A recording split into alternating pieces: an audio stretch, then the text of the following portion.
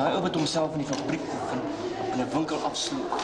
As hy homself wil uitleef, dan moet hy dit in sy eie tyd doen met stokperdjies wat. Jy sien, hy gaan sy kragte en energie spaar vir dit wat vir hom belangrik is. Sy stokperdjie, dit waarmee hy kan identifiseer. Ja, maar dit kan hy in sy werk ook doen. Dinge uitdink en so. Ja, as dit die baas se belange bevorder hier. Met ander woorde, as dit hom nog ryker maak. Ja, presies, dis waaroor dit gaan. Wins en rykdom. Ja, die arme werker staan nie 'n kans nie. Dis net bekhou en aanhou, ja baas, nee baas. En as hy dit nie doen nie, dan sit hy sonder werk. Ons van 'n ander werk soek. Haai, die kapitaliste is almal dieselfde man. Jy kan hulle nie in twee kampe verdeel, die goeies en die slegtes nie. Die engeltjies en die duiweltjies nie. Hoe ryker, hoe beter. Al is dit ten koste van daai werker wat hom afsloof. Al is dit hy wat die werk doen. Ja, en daar sit 'n miljoen werklooses in hierdie land.